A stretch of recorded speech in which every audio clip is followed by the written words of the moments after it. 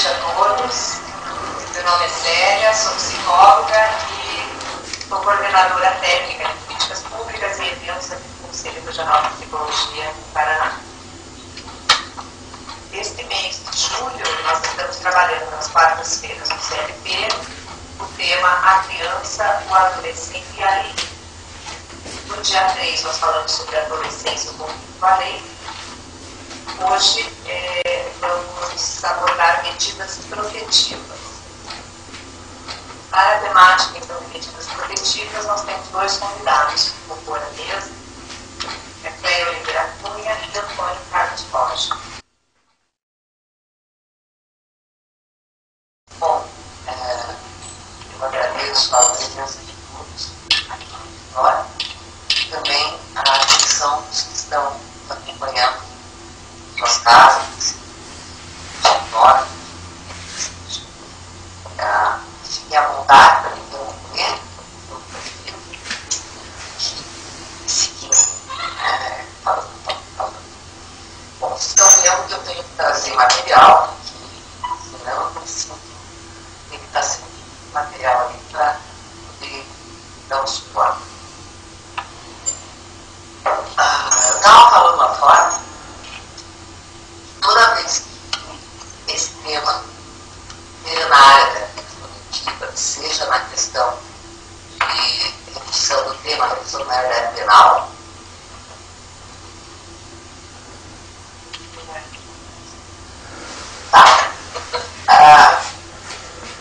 as questões são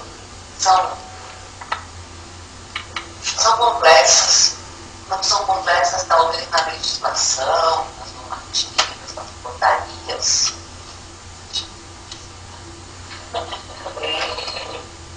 Mas o dia a dia, quando a gente está na execução, tá? Com a questão da educação. Então, sempre necessita de mais nutrição, novas profissões, e especialmente quando se trata do nosso trabalho, que é o mas quando foi pedido para tratar as medidas positivas, o primeiro ponto, localizar o território que fala, é Estatuto da Criança e Adolescente, lei 69, 70, título 2 da Política de Proteção, aí nós temos capítulo, disposições gerais, aí nós temos o artigo 98, aí nós vamos para o capítulo 2, que vai das medidas especiais de proteção, do artigo 99 ao artigo 115. Isso é a lei. E a lei tem suas mais diferentes capas. O município público, a instituição pública, a associação pública. É importante isso. É importante ter ela sempre próximo para quem trabalha com a questão da criança e adolescente. Mas falar de medidas protetivas quando eu estou, de uma certa maneira, afastada da execução, não é justo. É justo eu tentar olhar quem já trabalhou, quem está agora afastado. Quem já trabalhou. Eu comecei a trabalhar na época do Código de Menores. E depois peguei a nova versão, que foi menor, na situação menor, menor em situação irregular. E em 90, nós tivemos isso. Iniciei meu trabalho dentro da administração psicóloga, um órgão que era responsável pela política da criança e adolescente no estado inteiro. Nós não tínhamos ainda a municipalização, não tínhamos a atribuição do município, né? Não tínhamos ensino de tempo, controle social, era uma outra. Mas falando nisso, quer dizer, falar da lei seca, é uma graça. O que é que eu gostaria de falar para vocês? De uma resolução que eu acho bastante interessante, que foi de 2006. A resolução é a 103 de 2006, que foi publicada pelo CONANDA, Conselho Nacional dos Direitos da Criança e do Adolescente. E o que ela fala?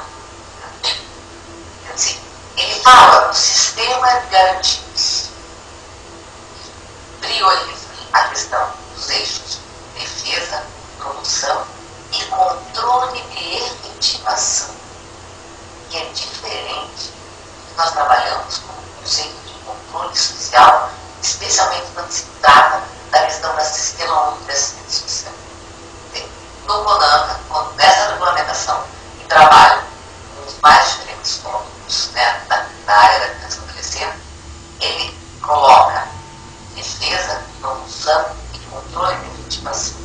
Então, que fala sistema de garantia dos direitos da criança e adolescente constitui-se na articulação e integração das instâncias públicas governamentais e da sociedade civil, na aplicação de instrumentos normativos e no funcionamento de mecanismos de promoção, defesa e controle para a efetivação dos direitos humanos da criança e do adolescente nos níveis federal, estadual, distrital e municipal.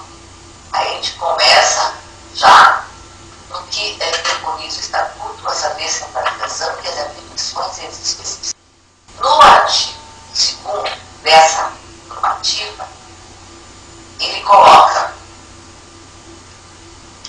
esse sistema articular-se-á com todos os sistemas nacionais de operacionalização de políticas públicas, especialmente nas áreas de saúde, educação, assistência social, trabalho, segurança pública, planejamento, a questão orçamentária, relações exteriores e promoção da igualdade e valorização da diversidade.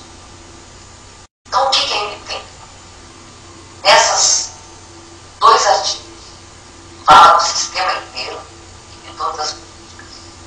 Nós estamos trabalhando com o conceito de criança, adolescente e medidas protetivas. O que ele faz? Quando, na promulgação da Constituição de 88, uma série de alterações aconteceram.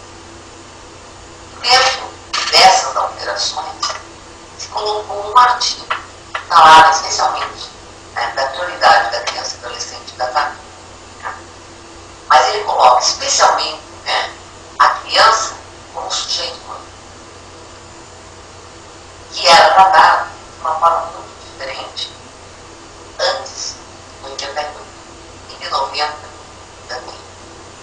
A hora que a gente coloca a questão de cidadania, a gente trabalha com o conceito de justiça. Uma justiça que, na época, o Código de Menores, primeiro na época do menor em situação irregular, não considerava a criança e adolescente enquanto sujeito capacitado, que se constrói no dia a dia, nas relações, no seu ambiente de vizinhança, na comunidade, na sua escola. Colocar a criança e o adolescente numa situação de tutela do Estado. Mas com um agravante. Quer dizer, a criança, na época, na tutela do Estado, era colocada como menor, o que gradativamente se instala, tanto no Código de Menores, como de menores em situação irregular, a diferença. E que até hoje, em algumas falas, a gente percebe. Menor é o pobre, é o desvalido, é o que mora nas franjas do urbano. Criança é o próximo a nós. É o filho, é o sobrinho, é o meu neto. E isso nós estamos hoje, em 2013. Está tudo foi em novembro. Temos ainda muitas falas a questão menor. Então, e por que houve milante houve uma situação menorista? Porque nós temos ainda juízes, promotores, advogados, policiais,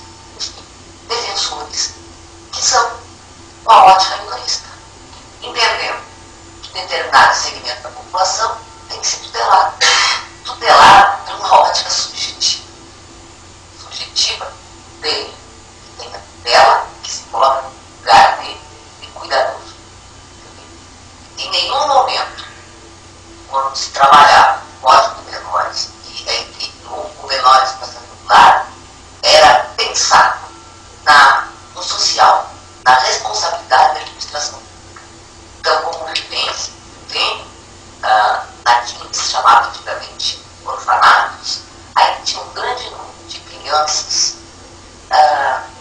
abrigados, internados, da linguagem antiga, por condição de miserabilidade. Cansei de receber crianças nessa instituição pela queixa e pelo parecer do técnico, depois, mais à frente, eu converso com vocês, dizendo sem condições de convívio. Sem condições de convívio por quê? Porque não tinha saneamento, logo, água, transporte público no passado, coleta de lixo no passado. E atribuía à mãe, ao pai, à família, a responsabilidade. E retirava dentro da família o meio para colocar uma instituição. E que não tinha limite. Quer dizer, nós tínhamos instituições que tinham 80, 120, 200, 220.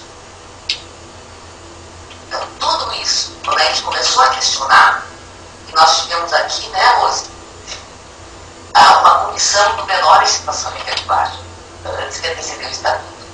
Daí que saiu alguns artigos. Então, o estatuto, a redação saiu aqui no Paraná. Para o nosso. Bom, o que a gente tem que lembrar a todo momento, né? Com o Estatuto da Criança e do Adolescente, a gente garante a toda criança e todo adolescente os mesmos direitos reconhecidos para adultos. Por que a gente fala mesmo direitos? Para a gente vai dizer, não, mas isso é tão óbvio. A criança tem direito, o adolescente tem direito. Não. Porque o tema da próxima semana vai falar a questão da verdade penal. O adolescente, na época que eu recebeu o estatuto, independente do ato que ele praticasse, ele não tinha uma legislação. Ele ficava à mercê da autoridade judiciária pelo tempo que se bem entendesse, com uma unidade localizada na região metropolitana de Curitiba para todos os adolescentes do Paraná. Para a criança e para o adolescente, essa mentalidade dela sobre o vínculo da pobreza e colocando a pobreza como incapacitadora de vínculos afetivos. Grávidos, né? E, quando fala os mesmos direitos reconhecidos para os adultos, a gente coloca a importância da família, da educação, da saúde, dos vínculos sociais, das relações, da importância das políticas no atendimento dessa criança, desse adolescente como prioridade. Que essa criança, independente da aparência e do meio, ela tem prioridade de atendimento. E os mesmos direitos, especialmente quando se regulamenta, né, a questão do habitacional. E daí você coloca criança e adolescente sobre o conceito de cidadania. Cidadania é muito diferente do que eu respeito ou não. Na medida que eu sou cidadão, eu posso reivindicar o que está escrito na Constituição, no Estatuto e nas normativas que garantem esse acesso à educação infantil, à saúde, vacinas, a um ambiente organizado.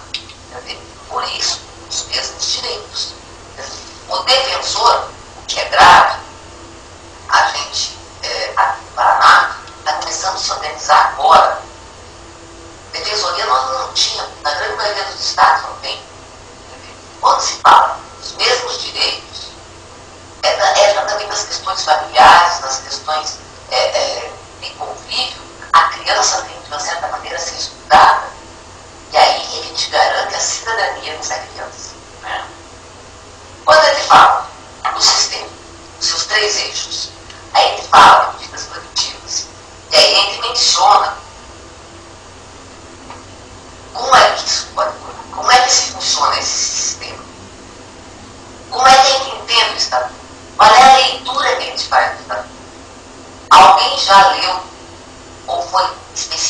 de algum artigo, ou quando ficou muito bravo no caso do parecer do juiz, da colocação do promotor, foi atrás do que está aqui naquele artigo. Aí tem que estar manuseando, especialmente quem está no trato diário com a criança e adolescente, né? Aí a gente tem que erradicar essa questão da cultura, da menoridade, do terrorismo, da tutela do Estado. Né? Na medida em que a gente fala do sujeito, criança, adolescente, no mundo da cidadania, a gente fala do mundo da capacidade jurídica. Eu tenho uma criança de 2 anos, se eu tenho um menino jovem, de 17 anos, nós temos que olhar sobre a questão de cidadania, direitos jurídicos e sobre a ótica de direitos humanos. Por que direitos humanos? Quem está falando de cidadania? Logo, ele tem que ser respeitado os seus direitos humanos. E quando a gente fala de direitos humanos, é a ótica maior. Quer dizer, todo sujeito, criança, adolescente, tem direito ao mínimo necessário para se desenvolver. As pessoas têm o hábito de criticar, especialmente quem fala de direitos humanos, quem fala do Estado de Direito, quem fala não à redução da maioridade penal, que a gente não compreende, que desse jeito não tem limite, que tudo é possível. Não, não é assim. O que a gente tem que entender é que na medida em que uma sociedade proporciona seu sujeito a essa criança, a esse adolescente, vaga na escola, acesso à creche, relação de respeito com essa mãe, que é trabalhadora, que pensa no funcionamento, por exemplo, da creche, que essa creche, todas as mães que ali têm seus filhos são trabalhadoras, que saem às 5, 6 horas da manhã, entrega essa criança para um tipo de educação. Provavelmente ela não vai conseguir chegar no horário das 5 horas da tarde. Na medida em que eu, trabalhador, no equipamento, que recebe criança, ou que recebe adolescente, eu tenho que ter uma relação empática mínima necessária com essa mãe, com essa família. Eu não posso estabelecer uma regra de serviço, uma normativa de serviço, de acordo com o bom funcionamento da gerência do estabelecimento. Quer dizer, esse estabelecimento é um serviço que está sendo posto à disposição dos cidadãos como resultado de uma administração pública cujos administradores gerenciam um bem público proveniente dos impostos pagados por todos os cidadãos. Logo, essa oferta de serviço tem que ser com qualidade e com a especificidade da característica da população. Muda-se novamente quando se fala da Constituição de 88, do Estatuto da Criança e do Adolescente, a olhar, quer dizer, nós tínhamos um problema gravíssimo nas legislações anteriores. Nós tínhamos o primeiro damismo, sabia isso? O primeiro damismo, quer dizer, psicólogo, assistente social, pedagogo, técnico. Nós somos técnicos, temos nossas especificidades. Naquela época, primeira dama, mulher de prefeito, para o cargo técnico, que é um final. Com o estatuto, com as questões da Constituição, a gente conseguiu minimamente garantir que determinados lugares fossem ocupados por técnicos capacitados para essa questão. Veja, uma outra questão. Na medida em que é direito, acesso, garantia de cidadania, tem direito aos recursos de serviço da justiça, não se pode mais ouvir o que se ouvia sempre, mas eu estou dando para você, eu estou proporcionando para você. Ninguém está dando, ninguém está proporcionando. Nós, que somos servidores públicos, estamos prestando um serviço, estamos sendo remunerados pelo dinheiro público de todo cidadão, inclusive as autoridades mais altas da nossa hierarquia.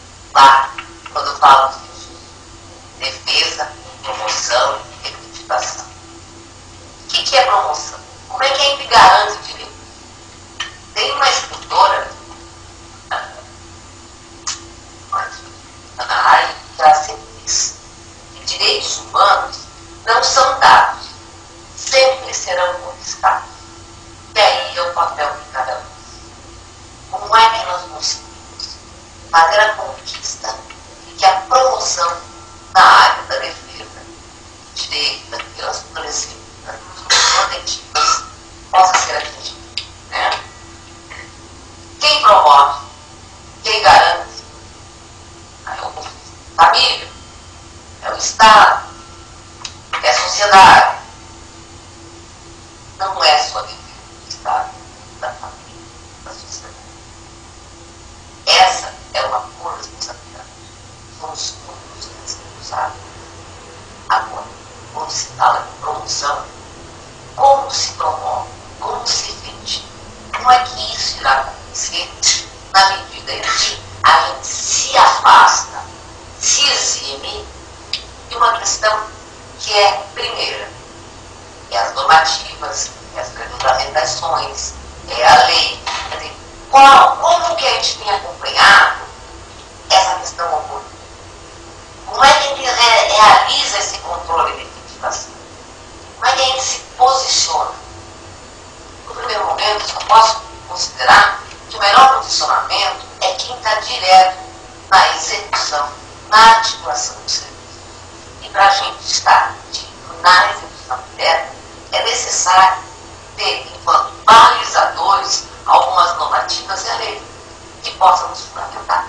Então, a gente vai ter um olhar da especificidade, da análise do caso, mas também nos embasar nos balizadores jurídicos, que é muito importante.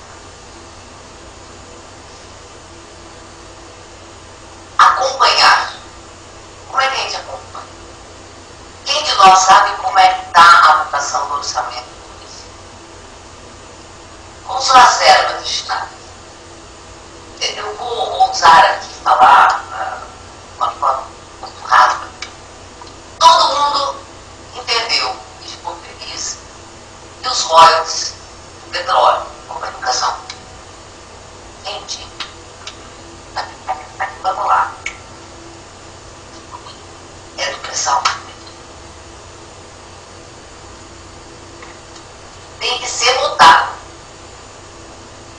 Tem que ser definido. E já estão destinando, nós ficamos felizes. Isso é grave. Quando se fala de efetivação, de controle, a gente está trabalhando em cima dessas questões, da nossa estrutura. E como é que a gente vai aperfeiçoando a nossa estrutura?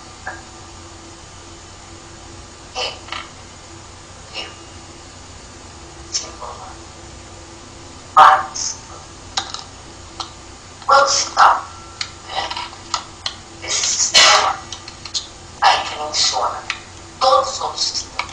Na primeira texto que eu apontei para vocês, fala de todas as articulações de todas as instâncias. Federação, Estado, para a gente assegurar alguma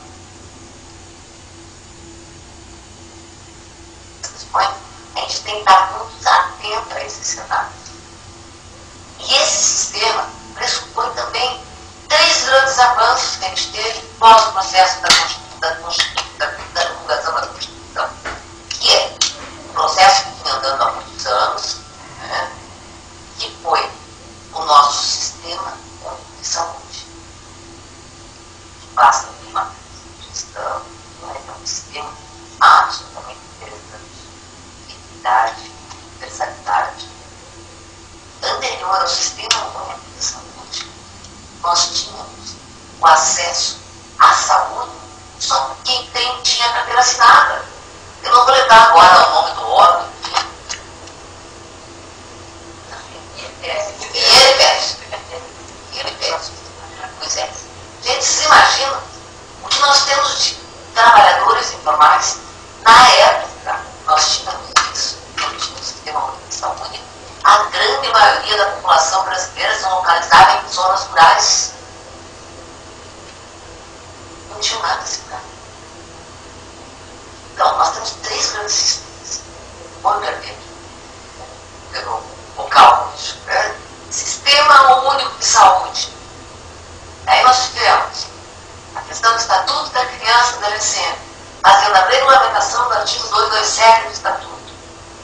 E na sequência, da nossa felicidade, 93, a Lei Orgânica da Assistência, tratada por LOAS, enfim, mas é a lei que hoje é Sistema Único de Assistência Social, que descentraliza e tem os diferentes serviços nas regiões, nos territórios. Não estou aqui para falar, tem gente muito mais competente para falar sobre o sistema único da assistência social. Quando a gente pensa em medidas protetivas, os caras usaram no horário, em medidas protetivas, a gente está falando de todo esse sistema. Agora, a grande questão, né, é quando a gente fala da defesa, quando a gente entra no sistema do acesso à justiça. Quem são essas pessoas que podem nos proporcionar esse acesso à justiça? Então aí nós estamos ao poder judiciário, as vezes os conselhos tutelares, as ouvidorias. É um órgão que existe. Ele é bem pequenininho, sabe? Às vezes é uma porta que ninguém sabe onde está, mas tem que existir com todos os órgãos. No mínimo, a nossa reclamação pode ser vai passar para alguém e alguém vai pedir satisfação. Então, como é que se garante esse acesso à justiça? Né? E isso também está posto no artigo 87 do Estatuto no 25A, parágrafo 5, da proteção jurídica social. Mas o que eu acho? A época que eu trabalhei, comecei a trabalhar no Estado, fui inúmeras vezes no conselho. Nunca me achava participando. Eu lembro uma parte da década. Achavam que eu era assistente social, achavam que eu era advogada. Por quê? Porque o psicólogo, historicamente, e carrega até hoje, né, esse pressuposto de ciência, um paradigma de neutralidade, objetividade e exterioridade em relação ao objeto.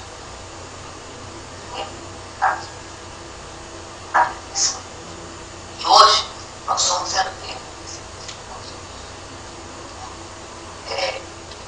agora, ainda bem, quando eu comecei, isso está mudando, mas quando eu comecei, por exemplo, em 99, né, porque ali é a Comissão de Direitos Humanos, aí,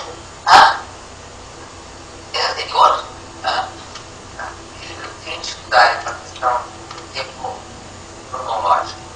A gente entrou com a ideia de Comissão de Direitos Humanos. Trabalhamos um pouco, E o que a gente percebeu?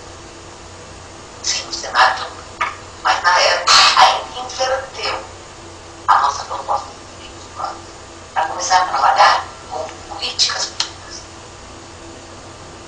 Não para fora, como era a ideia do Conselho da Comunidade, da Sociedade, do Conselho para os órgãos gestores, para dentro da nossa categoria. O que é entender? Basta trabalhar com direitos humanos, eu faço. Primeiro eu tenho que minimamente entender o que são políticas públicas, o que é cidadania, o que são direitos. Então, nós carregamos ainda, né, essa história da nossa profissão, que é da neutralidade, do não envolvimento, da cientificidade, né, no caso pela neutralidade, apolítico, muito em cima de uma questão médica, do consultório, o valor da psicologia em cima da clínica. Ninguém está dizendo valor a mais, valor a menos da clínica, não. Estou dizendo é que nós, enquanto psicólogos, estamos no social, junto das pessoas. E, nesse contexto, temos que também isso, na medida que o Estatuto foi se efetivando. E o Sistema Único de Saúde, corretando os profissionais, tem a saúde da família, que aí tem hoje o Sistema Único da Assistência, tem dentro do seu serviço a presença do psicólogo, essa ótica que eu estou mudando do psicólogo. Mas nós temos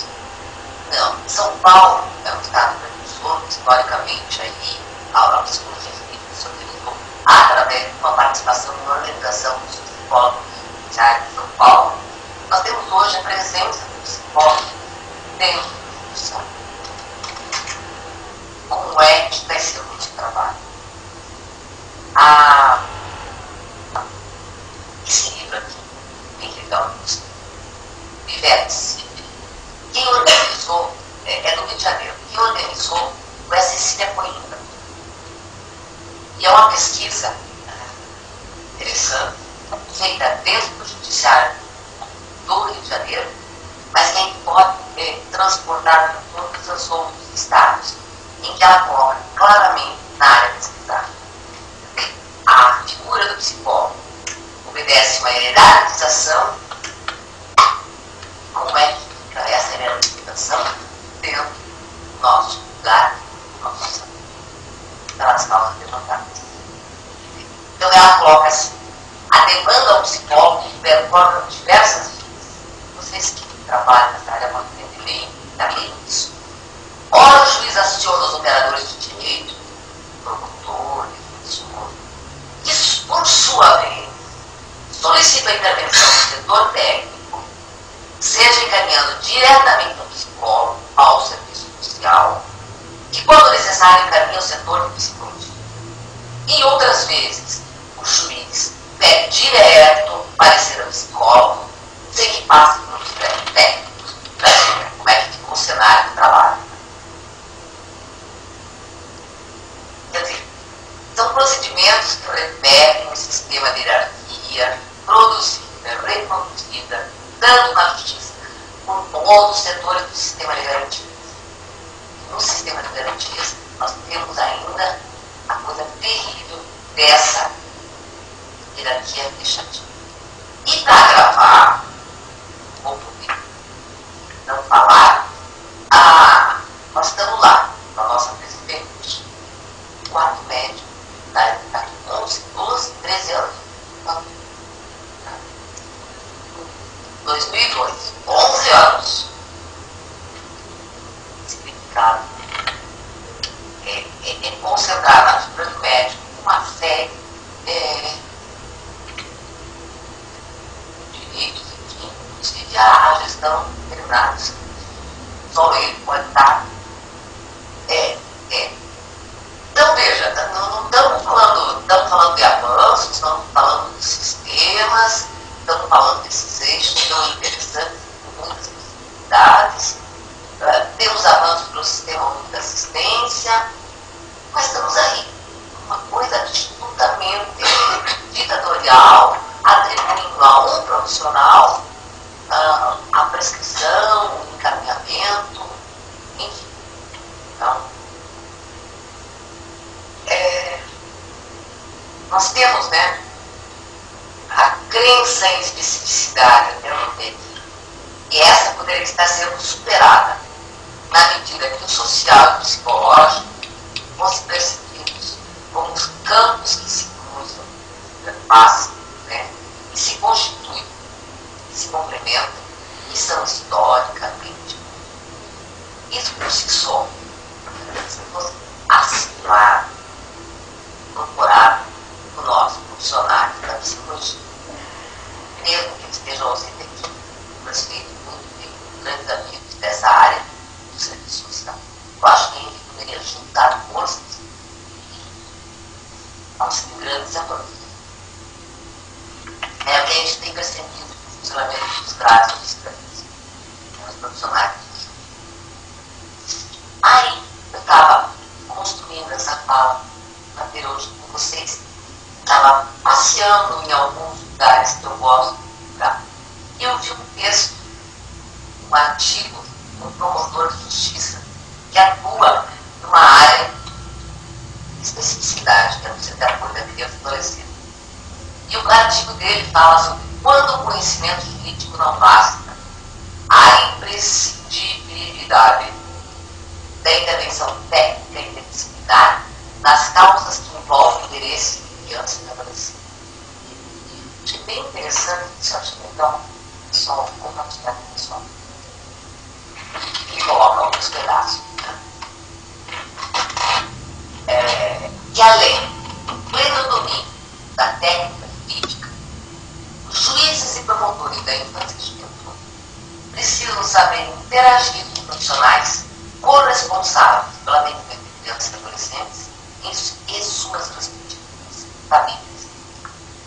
Coloca a obrigatoriedade por parte do Poder Judiciário, também depois de outro pedaço do artigo 8 da remete à responsabilidade do Ministério Público, das equipes interprofissionais, cuja ausência em boa parte das comarcas de todo o Brasil tem contribuído para a tomada de decisões, por vezes equivocadas, com graves consequências a todos os envolvidos, especialmente para crianças e adolescentes. E aí a gente destaca também que esses profissionais, né, na área do direito, no caso do juiz, do doutor, irão necessitar sempre do suporte de profissionais da saúde, assistência social, educação, dentre outras, que irão analisar as peculiaridades de cada criança, adolescente e família vítima. Também coloca que, em decorrência disso, muitos magistrados continuam tomando decisões de forma empírica, sem uma análise individualizada e pormenorizada de cada caso sob ótica indisciplinar, que em matéria de infância e juventude não existe e nem é possível estabelecer uma solução padrão no tempo padrão.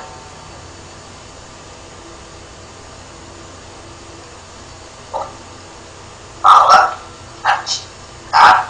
Lá no site do Ministério Público, do próprio. Então, deixa eu você. Então, quando ele fala de medida de proteção, eu entendo que a gente necessita problematizar o próprio campo. Também é assumido de forma privatizada, particular, sustentada na compreensão individualizada da história.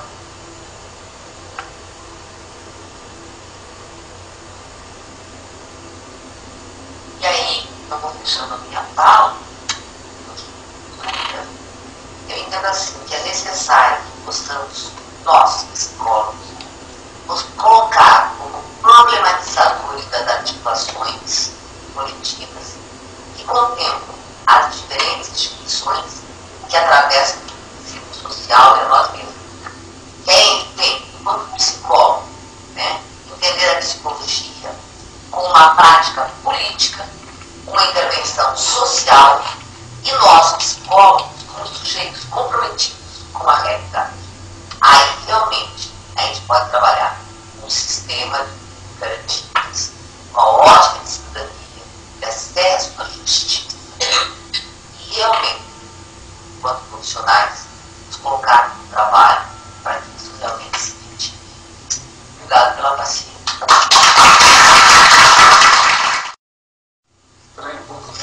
Segura, fazendo aquela separação.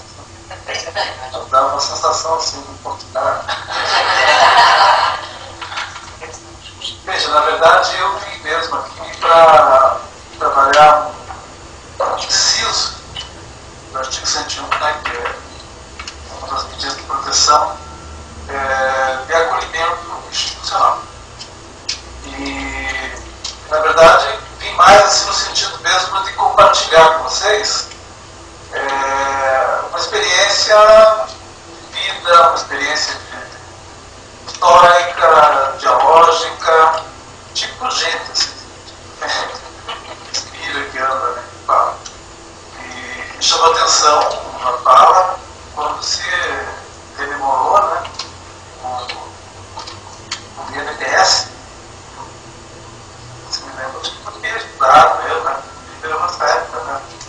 Mas eu lembro que uma vez eu estava andando na Rua 15 e dois policiais me abordaram, me pediram um documento e eu puxei a carteirinha do INPS.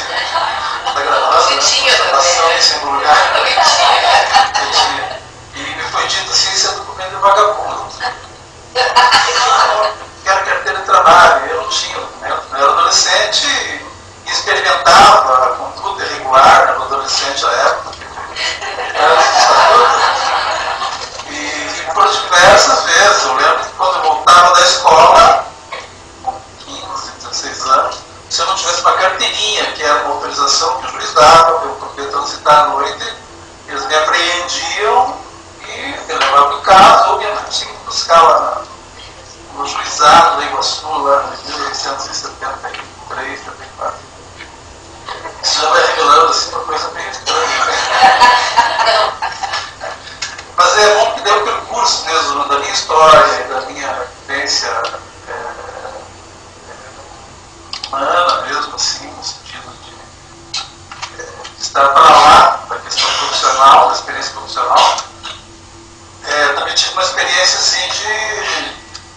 relação com a lei.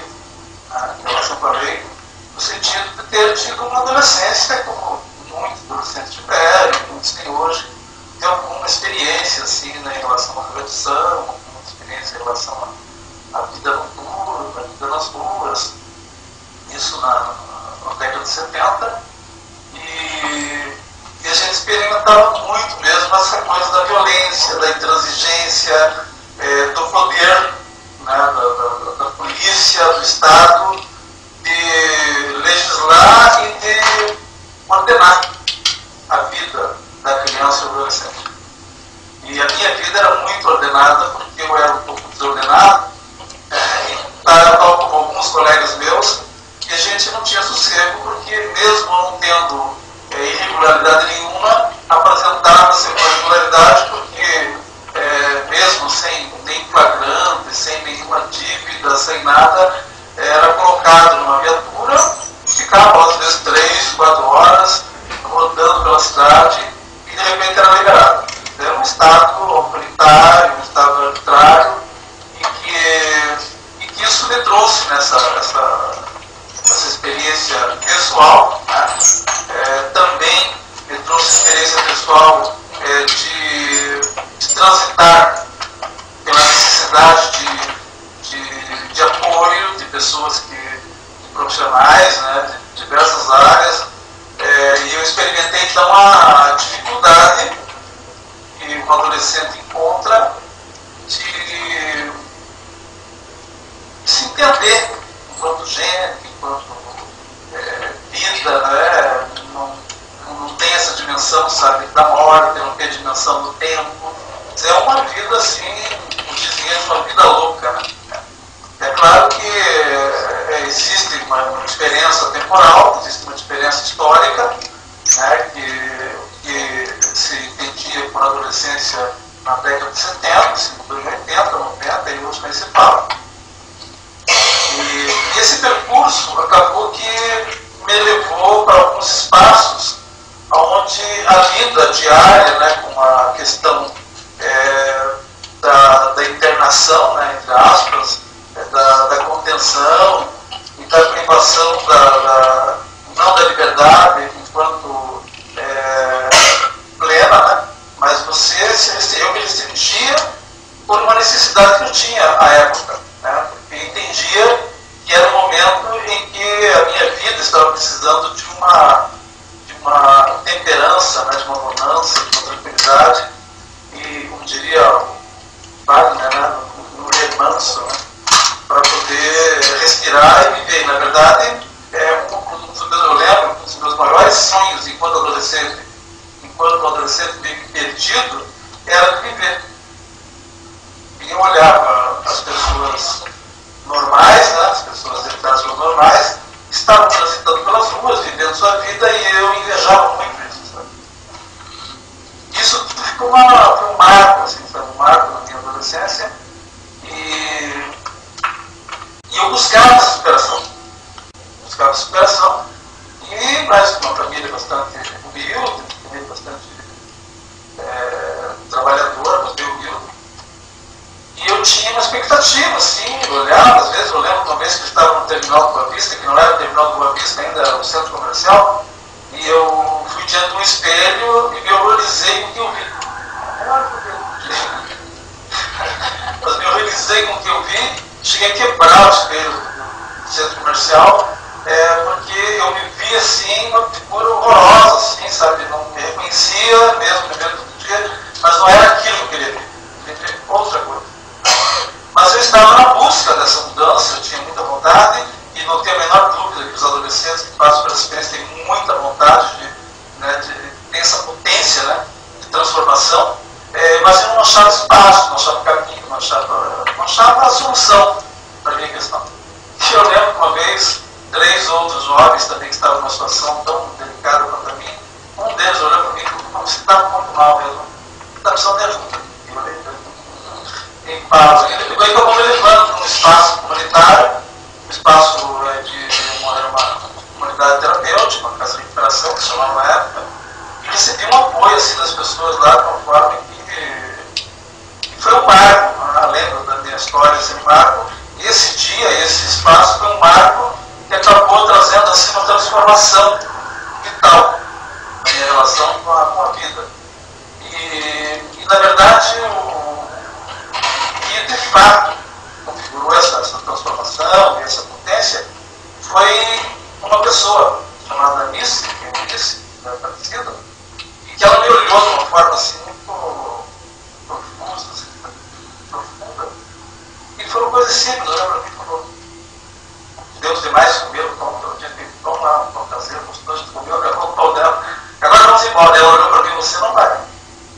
Você tem que ficar, porque você é uma mulher. Então ela falou, mas ela usou algumas palavras que me tocou assim e eu acabei ficando. E aí me lembra Paulo Freire, que quando perguntaram para Paulo Freire o que era educação, mas se você perguntasse para um outro teórico da educação, talvez para mim não, mas para um outro teórico da educação, o que é educação, ele talvez dissesse: olha, educação é um conjunto de ações, de processos, de influências, de métodos, de estruturas, intervém na estrutura do sujeito, nas suas determinadas relações com grupos sociais e tal. E Paulo Freire disse assim, uma expressão internacional, que eu procurei logo um pouco antes do seu aparecimento, que era educação, e ele olhou e disse: educação é um ato de amor. Mas aí, voltando, né, à questão dessa relação dialógica, né, da singeleza, da simplicidade das coisas, buscar no outro, sabe? Buscar na pessoa com quem você vai trabalhar o conhecimento que se precisa. E eu lembro que a gente fez, quando eu cheguei já estava pronto um projeto político-pedagógico baseado em Antônio Gramsci, em Macarenko, Demerval Saviani e outros expoentes da pedagogia. Era um projeto político-pedagógico brilhante, muito bem escrito. Pessoas vinham, inclusive, do exterior para vir compilá-lo, porque de fato ele era muito bem escrito, só tinha um problema: ele não funcionava. Era muito bem escrito, mas não funcionava. E no primeiro dia de trabalho tinham próximo de 20 adolescentes e um exército de trabalhadores. Quando fechou em 91, a gestora da época, né, pediu para que os técnicos fizessem uma montagem de um trabalho, montassem uma estrutura infalível, porque foi vergonhoso, é um jornal, então não ficou bem para o município. Então pediram para que fizesse uma estrutura assim, intransponível, né, que não houvesse possibilidade de falha. E daí criou-se uma estrutura assim, gigantesca, né?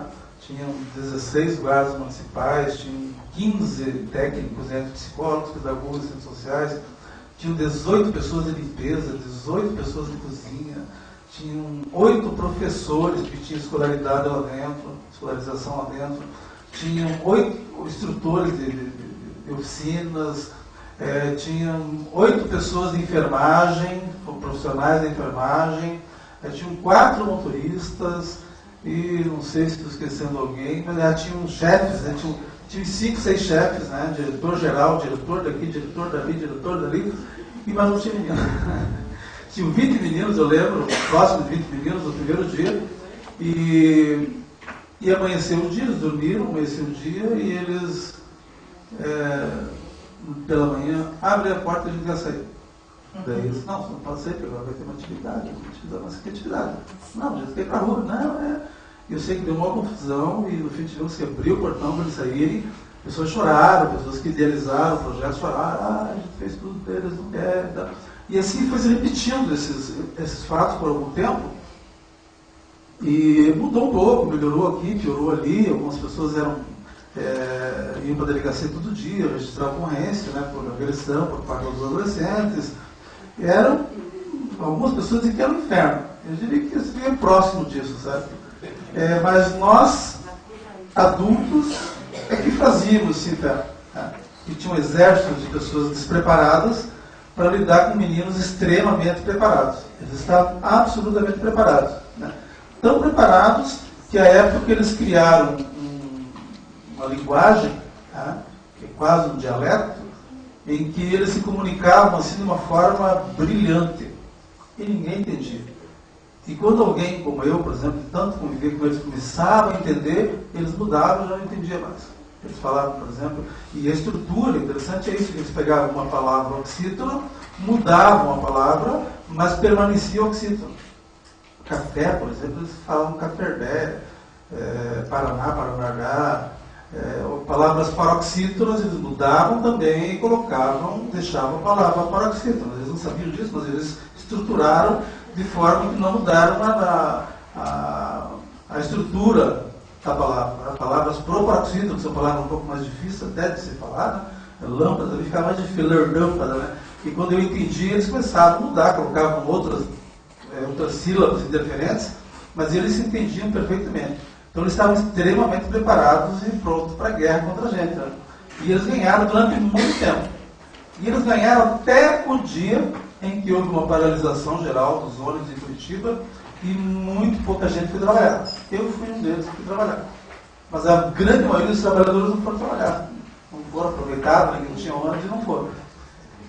Mas eu estranhei quando cheguei porque eles estavam limpando, participando lá na cozinha. Eles não participavam absolutamente, eles eram intransigentes, eles não participavam. Sabia que tinha tanta gente para as coisas diferentes que eles iam fazer. Mas eu estranhei muito quando cheguei, mas eles de pronto, quando eu cheguei, já falaram. Tinha já na época, eu era vice-diretor do albergue, tinha o diretor-geral, o diretor do albergue, o vice daqui, o vice dali. E eles olharam para mim e eles davam apelidos carinhosos, né, para todos que estavam lá, entre eles, inclusive os funcionários. E como eles eram pequenos, eles me chamavam de Tonhão. E eles chamam hoje de Tonhão. Né? Hoje, claro, podiam me chamar perfeitamente de Tonhão, que não teria problema nenhum. Né? Mas eles, quando eu cheguei, eles já disseram: Tonhão, vamos mudar isso aqui. Diga para esse povo não vir mais, esse povo que trabalha aqui não vir mais, que nós vamos trabalhar, nós vamos cuidar disso aqui, nós não precisamos desse povo todo. Né? E, de fato, por uma questão não, porque eles pediram, por questões estruturais, pessoas que estavam ficando adoentadas, não estavam aguentando o tipo de trabalho, começaram a pedir para sair, tomar tarja preta, alguns internados, e eles foram, da forma deles, esvaziando o espaço, e nós fomos compreendendo que, na medida em que o espaço ia ficando esvaziado, eles iam ocupando espaço e de um jeito que construía um projeto político-pedagógico novo, né? Como a participação dos adolescentes. Né? E era curioso porque, por exemplo, tinham regras muito idiotas lá, sabe? Regras muito burras. Toda regra tem a tendência de ser burra. Né? E tinha um professor que falava: nós não podemos perder o ponto de vista que o fato é maior que a norma. Então nós temos que ter esse olhar. E tinha uma regra, por exemplo, que 10 horas da noite tinha que desligar a televisão. E os educadores eram extremamente normativos, legalistas, e dava 10 horas da noite e desligava a televisão. 10 horas da noite, no final do campeonato brasileiro. Coxa lá jogando, Atlético jogando, no final, ia para os pênaltis, porque empatou. Desligava a televisão. Gente, E as pessoas não tinham a dimensão, por exemplo, da resposta que eles faziam. Eles quebravam tudo, eles xingavam, eles batiam, eles agrediam. Mas demorou muito para a gente aprender. Que se você deixasse mais 5 minutos ele assistir, terminou o jogo, eles iam mais tranquilo. Ou pela manhã, quando eles fugiam, pela manhã, a gente foi descobrir um tempo depois o motivo pelo qual eles fugiam, é que eles queriam assistir a Xuxa. E 8 horas da manhã desligavam a televisão para eles irem para a sala de aula. E era curioso porque foi feita uma pesquisa entre eles lá dentro, e eles avaliaram que o que tinha de bom lá dentro, que era diferente da rua, era a escola. Mas daí eles irem para a escola era outra história. Mas na hora de eles irem para a escola, desligavam a televisão, eles fugiam por lá, fugiam. Né? E de repente a gente começou, em algumas abordagens, assim, perceber onde eles estavam. Eles estavam em frente à loja, não vou falar, Hermes Macedo, Hermes Macedo, na Raquinha, assistindo um desenho da Xuxa. E a gente demorou, a gente é meio lerdo, né? Mas tinha psicólogo lá, não é só pedagogo não. Tentam ser aula, né? E a gente demorou para aprender que a gente deixa eles assistir desenho. E depois trabalha em cima do desenho que eles assistiram, as questões, inclusive, de relações sociais, dentro dos aspectos físicos do desenho com ele. Deixa ele assistir o jogo, deixa ele assistir o final do filme. Né? E a gente vai aprendendo também a própria organização das normas legais hoje, por exemplo, elas vêm trazer um elemento que eles já apontavam em 93. Em 1993, Luiz Carlos de Assis, falecido, Ferrugem, hoje teria por volta dos 30 e alguma coisa, Ele olhou para mim e disse assim, estou gravando, né? Você tem M na cabeça? Eu disse, você trazer a gente morar nesse lugar aqui? Era uma instituição total, tinha professores, tinha medicina, tinha médico, dentista, tinha todos os profissionais que iam atender na casa dele. E ele não saía da casa dele, a gente prendia lá, ele ficava lá, isso em 93. E ele apontou para uma casa da comunidade comum, uma casa absolutamente comum da comunidade, inclusive era dos ferroviários. Ele falou, por que você não pega uma casa daquela, não tem gente morando numa casa igual aquela? E anos depois, 15 anos, um pouco mais depois, agora em 2009, as orientações técnicas vêm dizer o quê? Que o acolhimento para adolescentes, ou para crianças, ou qualquer tipo de acolhimento, tem que ser dentro de um espaço comunitário. Uma casa comum, uma casa parecida com as demais, uma casa acolhedora, uma casa que personalize, né, a vida e a existência desse sujeito. Em 2009, Luiz Carlos de Assis faleceu antes de ver essa ideia dele ser realizada. Né? E tantas outras demandas, porque nós tínhamos lá, todo dia tinha uma agressão física, todos os dias. Tinha um adolescente que, quando ele era levado lá, Samuelzinho, ele quebrava uma média de 30 vidros. Eu também achava que o prefeito da época era sócio da imobiliaria, porque a casa que ele fez lá tinha mais vidro do que... Eu quebrava muito vidro. E comida também. A comida não era ruim. A comida era boa, muito boa, aliás. Tinha contra filé todos os dias. E tinha um balde de 100 litros que todo dia ele transbordava de comida para 20, 30 adolescentes. Mas eles comiam assim de uma forma muito esganifada. Parecia que era a última refeição deles. E a gente tinha dificuldade de lidar com isso, sabe? De trabalhar esses conceitos. A gente trabalhava a questão da educação formal dentro de um espaço informal. A gente não tinha essa noção de que um espaço como o acolhimento tem que trabalhar a educação não formal. O formal é para a escola regular, não é para conteúdos da escola. E eles não iam para a escola.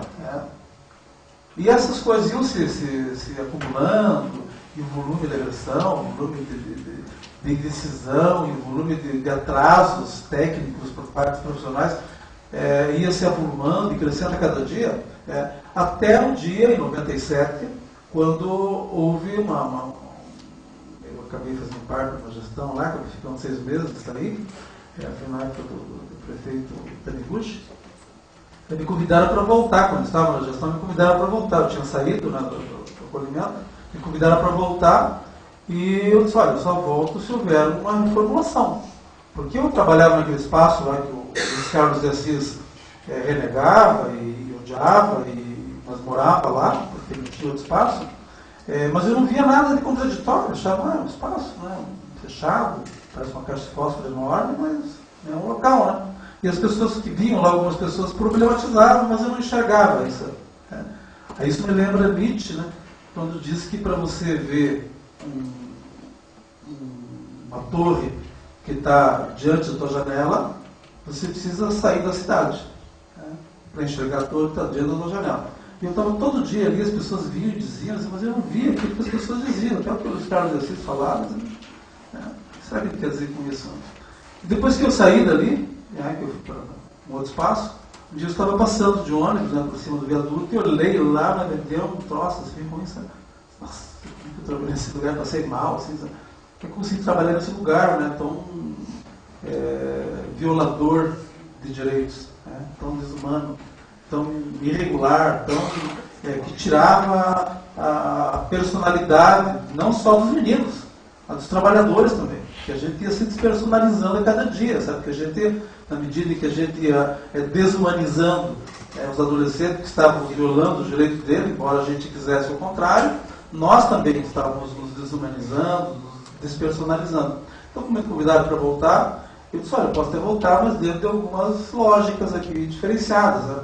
Uma delas era dividir a faixa etária, porque ela era uma faixa etária indistinta, dividir a faixa etária de 7 a 14, de 14 a 17.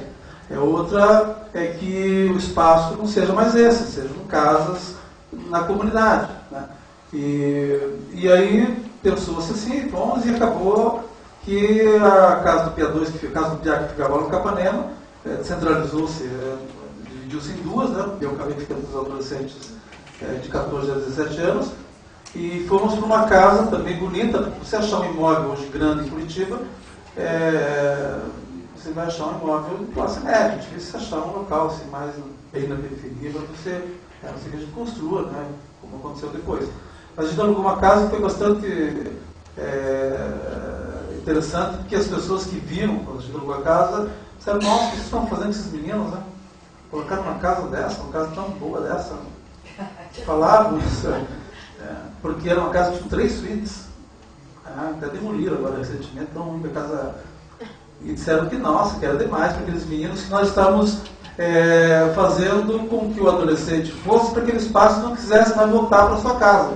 Porque a casa dele era uma realidade muito diferente, muito humilde, na favela, coisas assim, e que a gente estava equivocado quando achou aquele espaço. Mas mesmo assim a gente foi e bancou o espaço e tinham 3 banheiras na casa. E era bem interessante porque no começo eles usavam muita banheira, mas depois do tempo não usavam mais. A gente tinha que pedir para eles, a gente tinha que ligar lá para não ressecar a banheira, porque eles não usavam.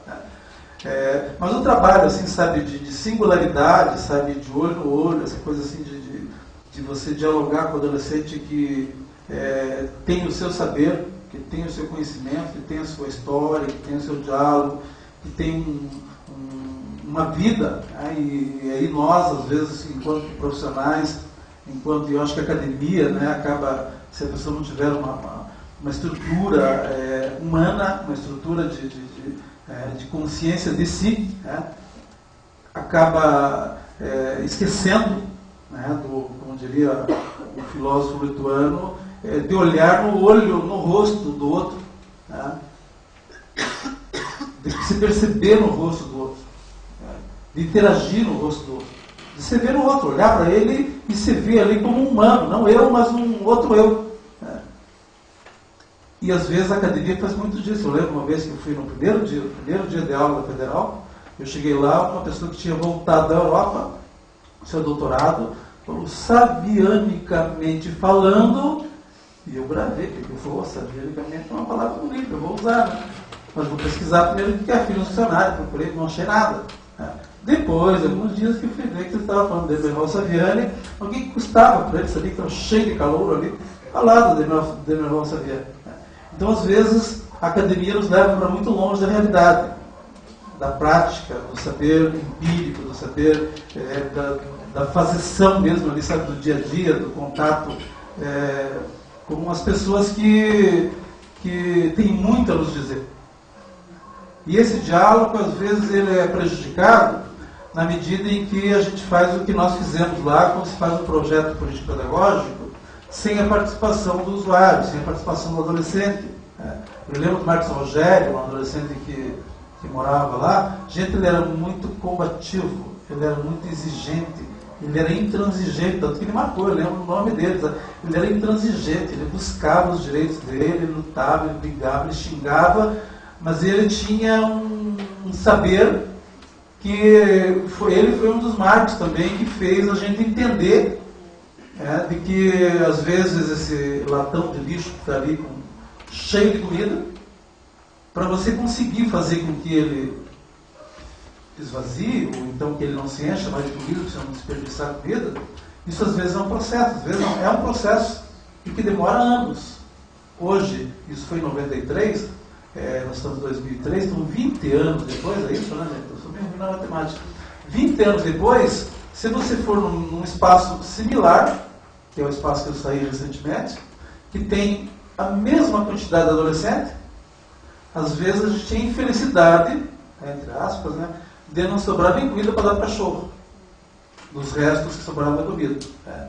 E adolescentes que iam lá nos visitar e que passaram, hoje são adultos, né, que passaram naquela época, faziam essa leitura e discutiam com a gente isso lá dentro do espaço, trabalhando com os adolescentes. Inclusive, eles tinham, eu lembro que o Marcos Viana, que é um adolescente que ficou na primeira série alguns anos, E quando passou, inclusive, ele estudou em colégio particular, tinha pessoas que se compadeciam dele, pagavam até o colégio particular, ele desistiu, porque não aguentou, né, lógico.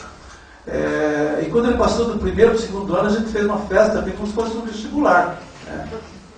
E ele, depois de adulto, era uma pessoa que todo mundo dizia, nossa, mas o que é esse menino? O menino não consegue sair, né? E ele foi uma das pessoas que ele despertou dentro do espaço, lá depois que ele saiu, para trabalhar a temporalidade desses meninos lá dentro da casa. Porque os meninos entram lá com 14 anos e eu vou ficar até os 18, então eu vou deitar, eu vou rolar, eu vou fumar, eu vou beber, eu vou plantar, porque eu tenho 4 anos para ficar aqui. Né? Mas, e eu percebi, porque ele foi uma dessas figuras que eu falava muito com ele, trabalhava muito com ele essa questão do tempo, mas não ecoava nele. E o tempo passou e aconteceu isso, mas ele é uma das pessoas que voltava lá, e ele voltava muito lá na nossa unidade, e a gente trabalhava muito com os adolescentes que estavam lá dentro. Né? E o fato dele ter vivido lá, ele ter tido essa experiência, trazia chamava a atenção. E os meninos acabavam perguntando por que ele não fez tal coisa enquanto ele estava lá. Por que você não estudou, eu gostava aquilo? Não, eu estudei, fiquei tantos anos na primeira série. E por que você não aproveitou, não fez curso? E ele começava a dialogar com os adolescentes, e isso tudo trazia assim, uma consciência de grupo, assim, sabe, de coletividade dentro do espaço, que resultou, por exemplo, numa experiência muito interessante que a gente teve lá, porque eles quebravam muito, né, as coisas acabavam demorando, porque muitas vezes demora para fazer a constituição, e eu lembro que eles se reuniram a partir de conversas com esse jovem, e vieram me cobrar algumas coisas. Então, a gente quer fazer um quarto diferente. Né? A gente quer um quarto com chave, a gente quer um quarto que tenha televisão, a gente quer um quarto que a gente possa ter nosso café lá dentro. Bom, peraí, vamos devagar. Né? E a gente foi construindo, e eles fizeram, de fato, faz uns 3 anos ou 4 anos atrás, eles fizeram um quarto dentro do nosso espaço, e eles construíram o quarto. Né? E aí os demais começaram a querer também, tipo, agora vocês vão ter que dialogar com o quarto ali para ver como é que eles construíram isso. E isso trouxe, sabe, uma consciência de coletividade que facilitava cada dia o trabalho, sabe? Cada dia facilitava o trabalho. Embora os adolescentes fossem adolescentes, uma grande parte deles, né, a Rosa sabe muito bem disso, adolescentes de um trato muito difícil, adolescentes, a maioria deles em conflito com a lei, né, e usuários também de substância psicoativa, mas era muito comum, né, você escutar eles falando, que a minha sala era uma sala que não era minha sala, era a sala deles. Eles iam lá na minha sala e eles discutiam questões conceituais em relação à drogadição, em relação à gravidez, em relação a doenças sexualmente transmissíveis. Eles buscavam sistemas sem a gente estar o tempo todo dizendo, agora vamos fechar aqui e vamos falar sobre isso. Até porque o acolhimento institucional tem que ter esse desenho. Antônio Carlos Gomes da Costa, um pedagogo que faleceu recentemente, e eu não o conhecia, mas já tinha essa perspectiva, já, porque os meninos traziam muito essa reflexão, de que a casa que eles queriam era uma casa igual à casa de todo mundo. Não igual a Joana Richa, não igual ao Berg falando de tal, ou isso ou aquilo, mas eles queriam uma casa comum, absolutamente parecido com a casa deles, parecido com a minha casa, parecido com a tua casa. Né? E daí as pessoas vêm e dizem, mas por que não alugar uma casa dessa? É muito boa para esse menino.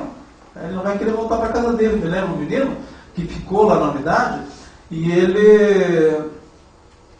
a gente fez um dia, ele falou assim, fica em casa porque não tem comida lá em casa. Aí o pessoal da regional foi lá e de fato tinha muita dificuldade, mas na medida em que houve uma atuação do serviço social na área e fizeram umas ações lá em relação a fazer com que a família tivesse a capacidade recuperada, a capacidade de proteção do filho, ele voltou para a casa dele e acho que não sentiu saudade da banheira ressecada lá não. Inclusive acho que ninguém sentiu porque foi demolido. Né? Mas para ir já concluindo, eu queria dizer o seguinte, que hoje, por exemplo, eu faço parte de uma gestão, você até falou aí uma situação que acho que a gente tem que provocar mesmo, né? Que é a questão do primeiro-danismo, né? Que é uma história de benesses, de favor, que as primeiras damas sempre fizeram, distribuir cobertores, isso aqui, para a população, tirar fotografia, colocar no jornal e tal. E hoje nós temos, você sabe, nós temos em Curitiba a gestora da assistência social, a Márcia Frutti, esposa do prefeito Gustavo Frutti. Ela não fala, ela fala que ela não é a primeira dama, que ela é a única dama. Né? E de fato, hoje, por exemplo, a assistência social de Curitiba, ela está constituída de 9 regionais, né? Tem 9 regionais que fazem a gestão da assistência social, mas a sede. E nas 9 regionais, se vocês podem pesquisar, né? Nenhuma das supervisoras regionais eram conhecidas, as gestoras da assistência social de Curitiba hoje, antes dela ter assumido. Marina Marção no Portão, Marina Pini lá na SIC, Rosângela de Bárbara no Bairro Novo, Rosângela Ângela aqui na Matriz, Marlino no Cajuru, José no Boa Vista, quer dizer, todas as pessoas que compõem hoje a gestão da assistência nas regionais, né, não eram conhecidos pela Márcia Fruit antes da eleição. Eu estou na gestão e não a conhecia também. Né. Isso nos trouxe, porque somos militantes, tanto eu, quanto o Cinérico, superintendente, as pessoas que estão nas regionais, são militantes da área da assistência social já há muito tempo. Né, e pelo fato dessas pessoas terem sido colocadas nas pontas, pessoas que estavam trabalhando lá nas regionais e hoje estão compondo a gestão, trouxe para o grupo que hoje está trabalhando na assistência social em Curitiba uma credibilidade e que nós entendemos que o tensionamento, né, de questões ideológicas, partidárias e políticas, elas não podem ficar também só no âmbito externo. Então, às vezes, nós temos que entrar dentro do espaço para trabalhar as tensões dentro do espaço que nós estamos. Né? E hoje, por exemplo, a questão própria do cobertor, né, que estamos no inverno, né, todo inverno é feito em Curitiba, o do calor, a distribuição do calor, e os técnicos entenderam, e a gestão, né, a Márcia Fruit, entendeu que os cobertores não tinham que ser doados da forma que sempre foi. Faz um caminhão lá, entrega, sai nos jornais, televisão, e o que ela estabeleceu? Que os cobertores, esse ano, a partir de agora, iam ser feitos pela gestão dos CRAS.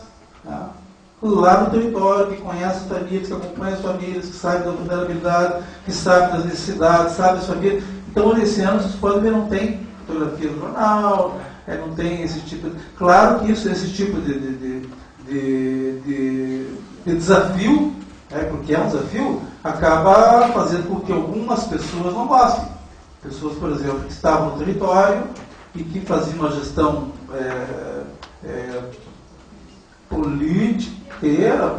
populista mesmo, desses eventos, que não são pessoas da gestão, mas são pessoas que compartilhavam da gestão de uma certa forma, que são as associações de moradores. E algumas se arvoraram, reclamaram, mas a gestão foi intransigente. Não, a partir de agora não vai ser mais dessa forma. Quem vai fazer a gestão disso são os CRAS. Então eu penso que hoje a formação política da assistência social em Curitiba caminha de acordo com hoje o SUAS, né, é uma lei, né, a assistência social é uma lei, nós temos aí a norma de operações básicas, que é o que legisla, né, a assistência social no Brasil, e nós dentro de Curitiba estamos nos esmerando e buscando esse estreitamento, né, com as leis e com as normativas infralegais que regem a assistência social e principalmente o acolhimento institucional, que é a área que eu militei durante muito tempo, que tem um pouco mais de cancha, né, como diz os curitibanos aqui, eu sou curitibano, para falar. Mas então era basicamente isso que a gente vai falar. Eu agradeço a atenção e vamos para as considerações. Vamos abrir para questões. Eu lembro que, como nós temos a transmissão online, quem quiser fazer alguma intervenção, levanta a mão para a gente levar o microfone para quem está acompanhando online poder ouvir a pergunta ou o comentário. Boa noite, Luiz Tadeu, São Paulo, e eu trabalho com comunidade. Pergunta para você, Antônio. Você poderia elencar o que você sente mais dificuldade em relação ao Estado? Vamos deixar a família de lado agora, né? Mas com relação ao Estado no cumprimento do ECA, o que você tem, ou sente, ou percebe que o Estado deixa de cumprir, ou as dificuldades que você encontra, você sabe, relacionado ao assunto? por exemplo, o cumprimento do ECA. O que, elencando pelo menos as 3 maiores dificuldades que você vê por parte do Estado? Bom, eu penso assim que a prioridade absoluta, que talvez seja um elemento fundamental na saúde da criança, é um elemento, né, que não é cumprido. Primeiro, criança e adolescente na área de saúde. A área de saúde, criança e adolescente, embora a gente faça uma gestão de uma leitura, aliás, de que não só a criança e adolescente, não é prioridade para ninguém.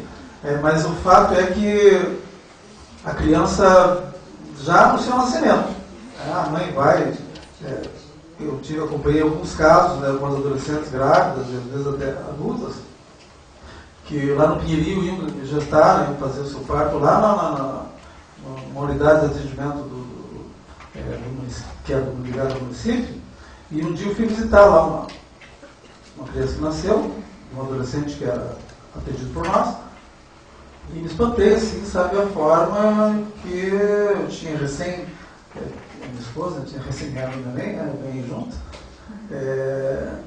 e eu vi, assim, a diferença, assim, sabe, do atendimento, do trato, até fiz alguns questionamentos lá por escrito, para o hospital, por exemplo, o fato de que a mãe não podia ter absolutamente nada que não fosse do hospital. E daí se via que o que o hospital fornecia eram materiais, assim, que deixavam muito a desejar, né? E o próprio cuidado também em relação ao atendimento dessas adolescentes, por exemplo, que estavam lá para ver os seus nenéns, que ficavam lá, elas reclamavam, algumas reclamavam, de que ficavam lá até o último instante, quando eles estavam quase ganhando ali na cadeira, que levavam para o centro lá para fazer o parto, né? Então a saúde, eu penso que é um direito que é violado, sabe, das nossas crianças e adolescentes, em relação, inclusive, à própria vacinação, né? Hoje nós temos algumas vacinas que são, eu não lembro quais, né, mas acho que parece-me que a da meningite agora parece começar a aplicar gratuitamente. Nós temos 2 ou 3 vacinas que são fundamentais para a saúde das nossas crianças e que o Estado ainda não se dignou a dar a gratuidade para essas vacinas, porque são vacinas que, se você vai pagar aí fora, dá 150, 200 reais. Então, esse é um elemento. A própria vacina da gripe, que se restringe também a uma faixa etária diferenciada. Na área da educação, eu acho que uma área da educação é uma área que viola os direitos assim, de uma forma absurda, principalmente dos adolescentes, e principalmente dos adolescentes que apresentam qualquer comportamento diferente, ou porque usa drogas, ou porque está cheio de piercing, ou porque xinga o professor, ou porque, dizer, qualquer fato é fato para que se trabalhe lá com o conselho tutelar, para tentar uma transferência, para tentar tirar, porque ele está, inclusive, assim, muitas vezes, criam-se fatos para criminalizar o adolescente, ou a família do adolescente, para retirá-lo daquele espaço, né? Hoje, por exemplo, os adolescentes que estão acolhidos nas nossas unidades, eles acabam tendo alguma facilidade em relação à escolaridade nas escolas municipais. Por exemplo, lá no Pinheirinho tinha uma escola municipal, que é o SEI, onde a gente tinha uma facilidade para colocá-los. Mas quando o adolescente tinha como ele, apresentava uma dificuldade, ou não queria continuar naquela escola, para inserir numa escola estadual, principalmente quinta série, gente, era humanamente impossível, né? Então acho que a educação também, e a própria questão do projeto político-pedagógico escolar que nós temos hoje, né? Se você pegar, eu lembro que um professor que foi vice-diretor do local que eu trabalhava, ele era professor e trabalhava com a gente. E ele atendia alguns alunos que ele atendia no espaço onde ele trabalhava comigo, né? E ele me disse que as pessoas não tinham a menor condição de serem aprovadas, serem promovidas na SEB, não era de primeira a quarta, que importava. E ele fez o que ele tinha que fazer, dizendo que as pessoas tinham que repetir a série, porque estavam absolutamente impossibilitados de ser promovidos, mas ele me disse, mas chegou uma orientação lá, não sei de onde, que eles vão ter que ser aprovados, porque nós temos que ter um número X de pessoas aprovadas por causa de algum financiamento que... Então e a própria questão mesmo do complemento diário dos adolescentes, né, que você fazia lá na unidade, você percebia assim que não avançava, sabe? Que eles ficavam com as dificuldades elementares livro de quinta, sexta, sétima série e não conseguia avançar na aritmética básica lá, sabe? Então, acho que esses dois elementos, sem contar outros, né? O adolescente, por exemplo, que está nas ruas, né? O sistema hoje, por exemplo, questão indígena, né?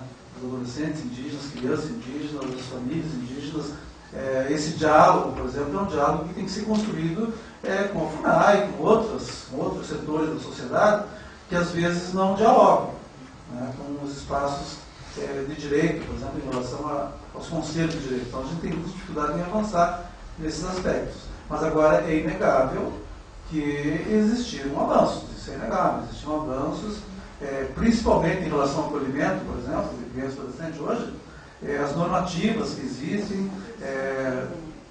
Até pouco tempo atrás a gente tinha muita dificuldade de acompanhar. Nós estamos aqui com a Júlia, né, que trabalha no Ministério Público, e hoje é um trabalho efetivo do Ministério Público, começou ano passado, né, não é uma fiscalização, é um trabalho de acompanhamento e orientação às unidades. Claro que as unidades que não se adequarem ao que tem que ser feito, existe uma cobrança, mas são que às vezes a entidade se propõe a fazer, e são muitas, ela não sabe exatamente o que fazer. Ela tem uma boa vontade e tal, mas não conhece bem a legislação, então é o poder público, é o Estado, que tem os conselhos de direito, né, o conselho tutelar, que tem que acompanhar esse espaço para que os direitos, né, das crianças e adolescentes, que aliás já estão com o direito violado pelo fato de estarem recolhidos, né, porque está ferindo os direitos da convivência familiar e comunitária, mas de qualquer forma eu avalio assim, que a gente tem muito a caminhar, mas muito mesmo, mas alguns avanços a gente já consegue vislumbrar. Tem duas questões online que eu passei para a Cléia, porque estão, acho que, dirigidas para a questão da psicologia. Aí acho que Cléia, você lê?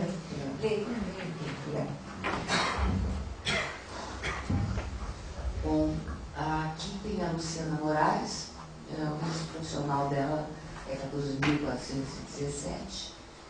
E ela pergunta o seguinte: o que se ganhou ou perdeu com a municipalização das políticas públicas para a infância e juventude? Faço as duas perguntas? Sim. A outra pessoa que perguntou foi a Ana Carolina Damaso, que é estudante.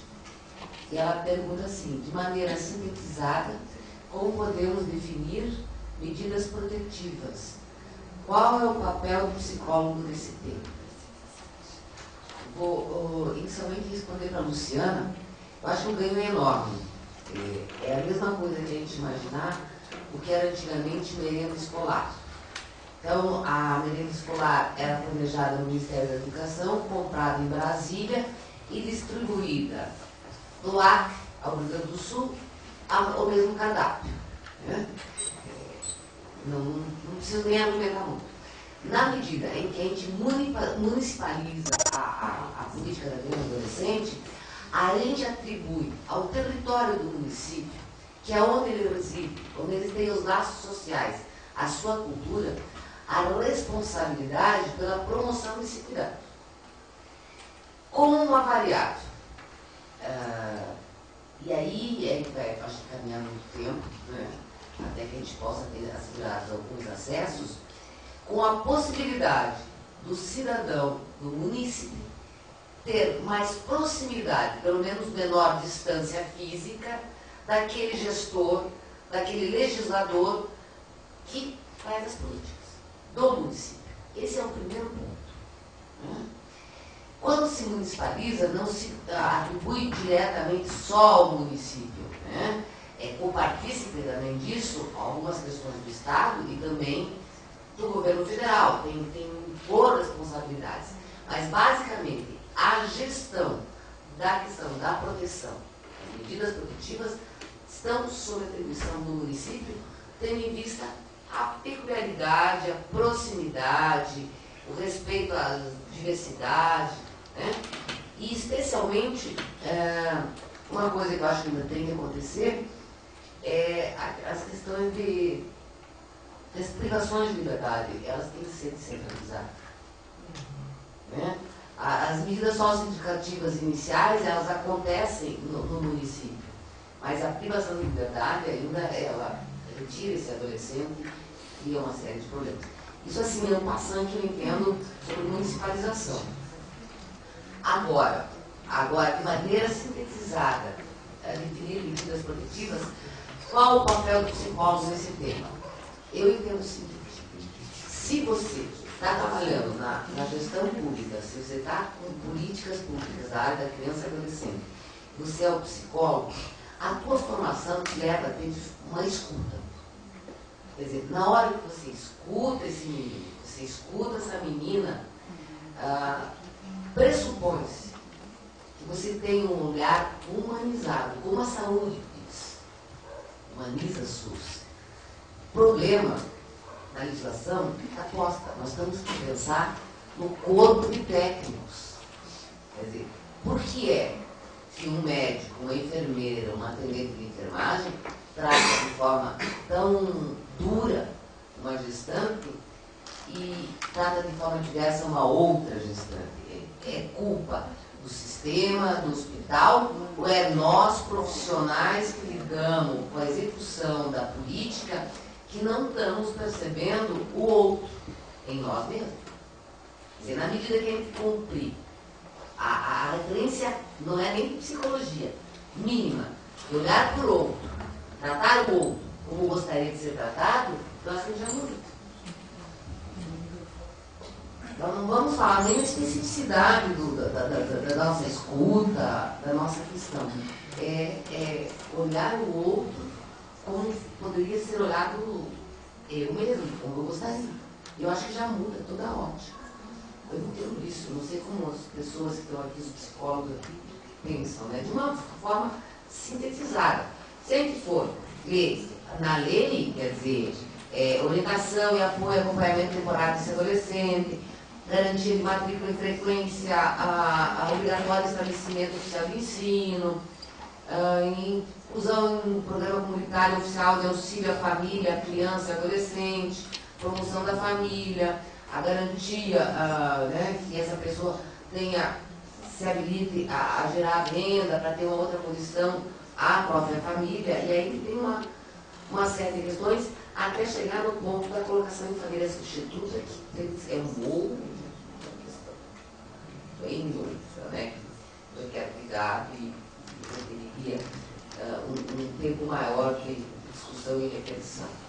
Penso que é isso, espero ter podido contribuir. Eu acho que a ação, as medidas são colocadas como direito daqueles que ser revelado. Por ação ou omissão do Estado, por falta, ausência, né, o abuso dos pais, ou por razão da conduta do adolescente, aí sim são aplicadas as medidas protetivas. Né?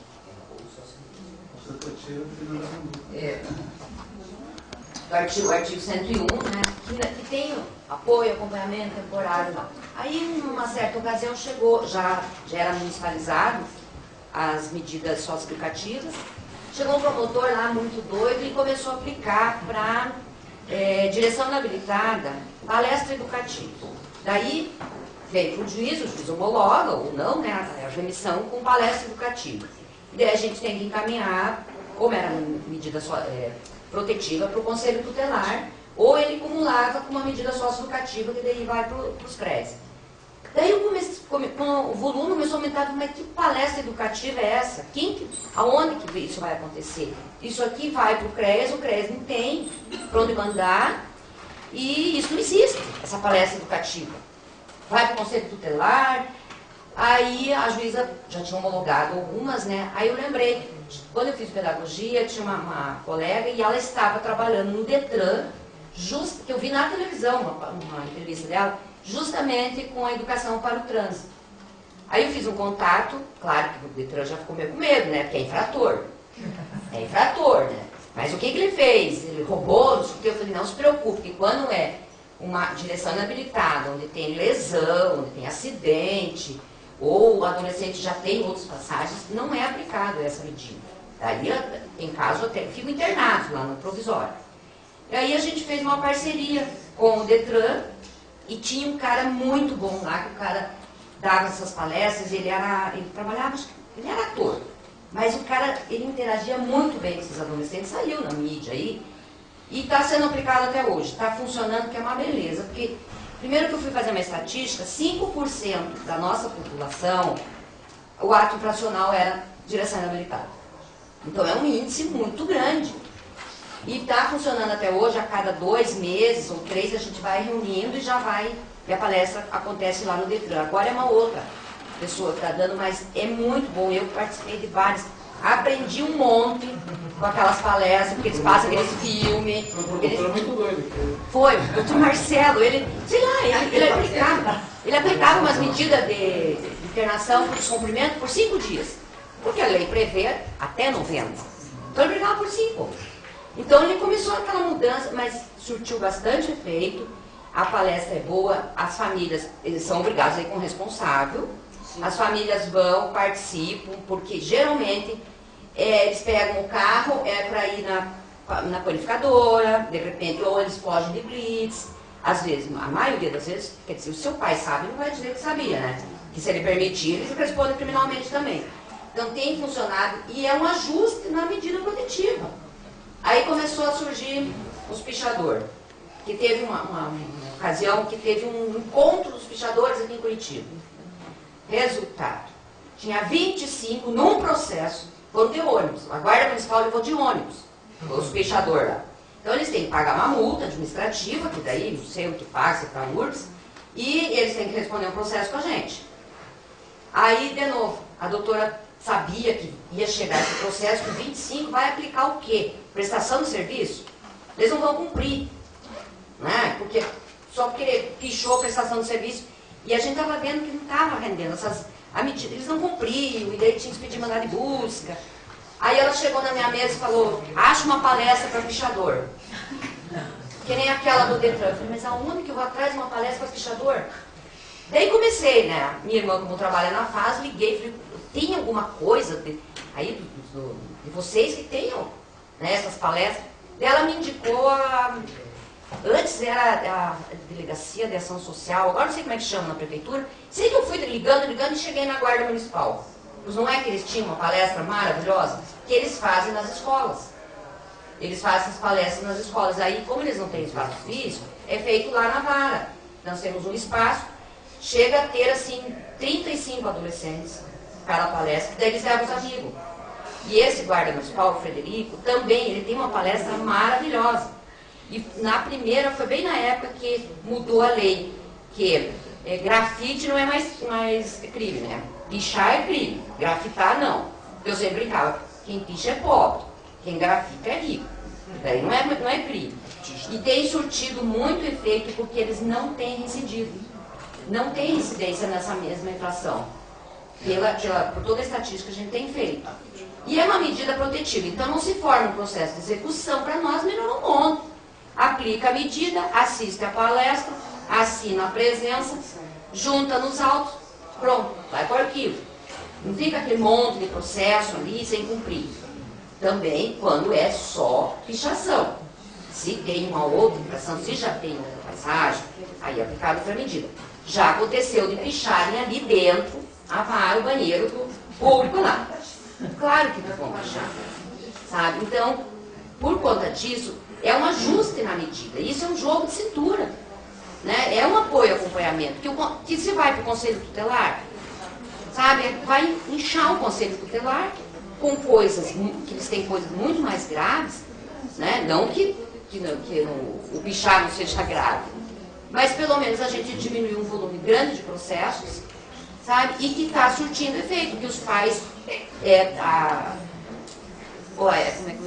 valorizam aquilo, aprendem também, sabe? Que você vê na hora que o Frederico está dando, vendo? Falei que não era pra você sair. Você foi lá, ele foi comprar a tinta, né? Foi pichar o muro. Então, para os pais isso está gerando assim, que eles estão mais responsáveis, os adolescentes, estão com mais medo de pichar. E diminui, segundo a Guarda Municipal, diminuiu bastante o número de apreensões por isso. Tá bom? Era isso que eu queria falar.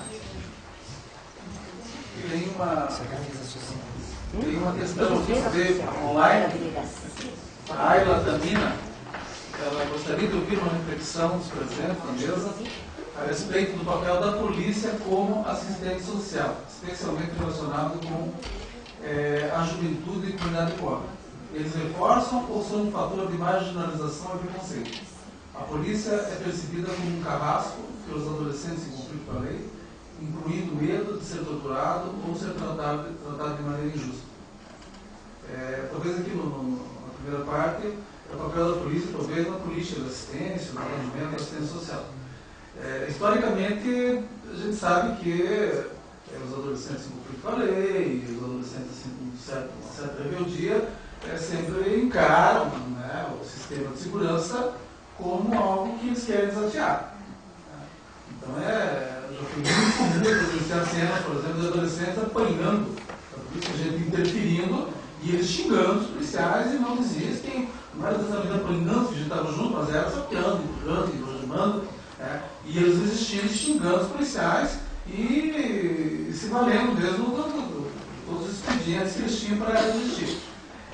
O papel da polícia, na verdade, a polícia tem vários papéis, né? O papel de fazer prevenção, o papel de fazer repressão, o papel de fazer acompanhamento, investigação, quer dizer, são vários papéis. Mas eu penso assim, que a pergunta dela está mais dirigida mesmo à questão da intervenção da polícia em relação às questões ligadas ao adolescente, esses com um pouco mais de dificuldades, né, no comportamento. É claro que o sistema de segurança, a Guarda Municipal e a Polícia Militar, historicamente, elas existem conflitando, né, com essas questões dos adolescentes. Mas nós não podemos generalizar que a polícia é uma polícia carrasca, nós somos policiais que têm comportamentos hostis, né, e que são pessoas que, de uma certa forma, foram preparadas para combater mesmo algum tipo de violência, de criminalidade, mas que no momento da execução muitas vezes acabam se excedendo. Eu mesmo tive experiências assim que me assustaram.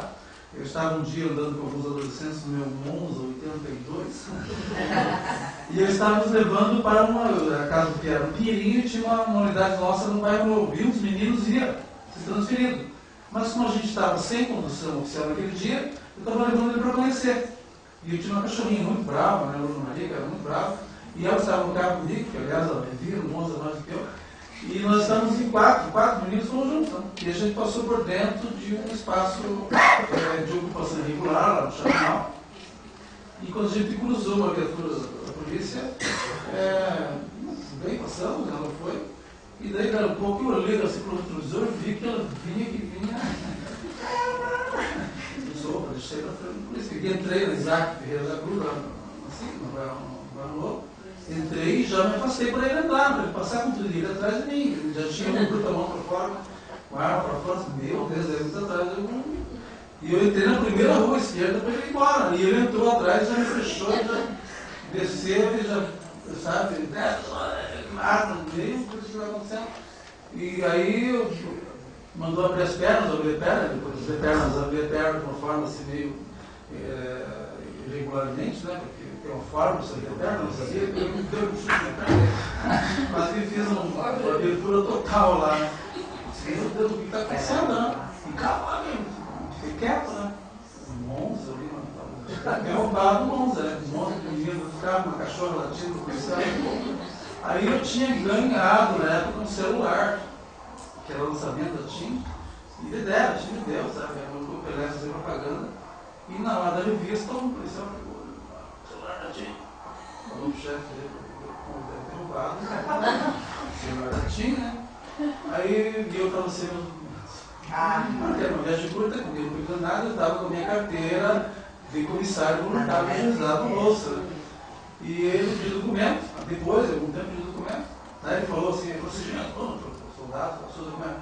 Eu tenho medo, cheio de gente vendo. E aí ele, o senhor estava dirigindo a operação, né? Disse assim, esse menino que passou, eu falei assim, um menino dos meninos pegou e fez assim, eu fiz merda, aí tá, o menino de cheio de gente, mas foi uma coisa desnecessária, assim, certo jeito, não vou parar e tal, claro, podia ser bandido, né? Mas eu me assustei, sabe, daquela forma, e em blitz também já me assustei. Então a forma que a polícia, na verdade a gente chamou a discussão com a polícia, e eles falaram que tinha treinamento dentro dos batalhões da polícia com formas adequadas de abordagem. Mas a gente sabe, por exemplo, uma situação, uma vez que um adolescente enfrentou um guarda municipal no espaço nosso, o menino enfrentou e os outros meninos foram para cima, o guarda foi se defender, foi para trás. Nesse mesmo momento chegou uma viatura, que estava fazendo a onda, e entrou e os meninos estavam enfrentando fugir. Né? E daí um dos guardas entrou e já pegou esse teto e pegou esse menino que é o que trabalhava, que falou temporalidade, quando ele estava na casa.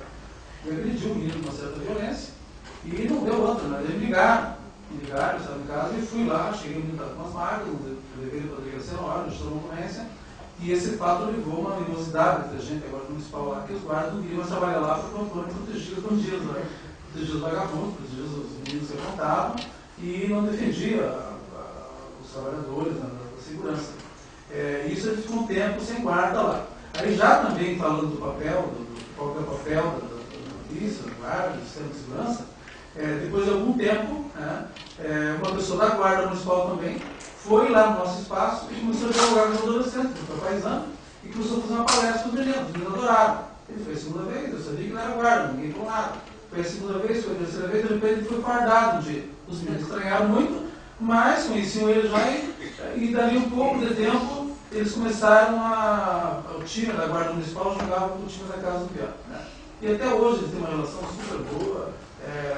Tivemos também um programa chamado Formando Cidadão, que era com a Polícia Militar, que eu não bastante na época, muito bem. Tem, mas hoje não mais com a Polícia Militar, especificamente, mas com o Exército. E a relação deles, da guarda, da polícia, com os meninos de rua, aliás, com o tempo se construiu. Eu penso que a polícia tem todas as possibilidades de construir uma relação com os adolescentes, como eu falei, com os adolescentes mais rebeldes, né? Basta uma vontade política, né, por parte da corporação. Mas é claro que existem essas divergências, né, entre polícia e adolescente, independente da condição do adolescente. Né? A minha pergunta é simples, bem básica, bem boba até. Imagina. Não é boba mesmo, mas ela me incomoda bastante. Me parece que a ideia, portanto, do positivismo aí some completamente no seu trabalho, né? Ou seja, me assusta bastante quando você coloca regras, limites, ou seja, isso não é o tudo, ele existe, mas não é o tudo.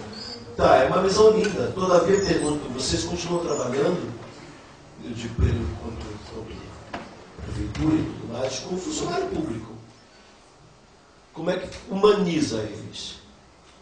Para que eles possam ter essa visão, esse olhar do outro, essa emoção toda que aparece na sua fala, no seu discurso.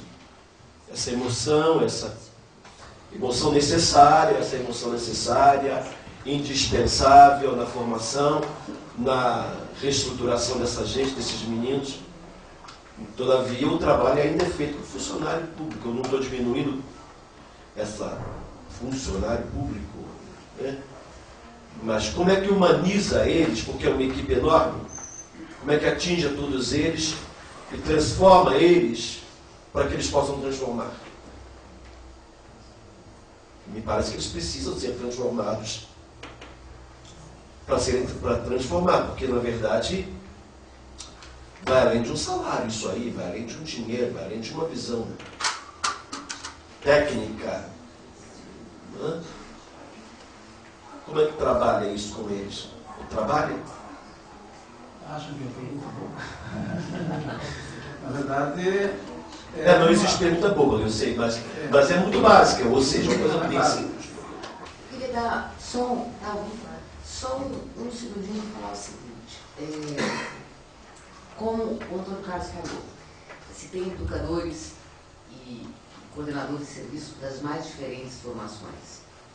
Mas uma coisa que eu acho super significativa é que toda e qualquer gestão, toda e qualquer administração, seja da orientação social, seja do serviço público, tem que ter presente a necessidade constante, sistemática, de qualificação, oficinas, capacitações, treinamento. Porque tem uma coisa bem básica e às vezes faz toda a diferença. Um adolescente, como os que você tem trabalhado, ele vai fazer de tudo o possível para provocar aquele adulto até que ele entenda que ele tem aceitação. Se eu não tiver essa escuta enquanto educador, a minha irritação vai subir, porque eu sou humano, vai subir, e uma hora nós vamos tratar de igual. Né? E não é igual, porque eu sou educador, eu sou adulto, ele é um adolescente, ele é uma criança.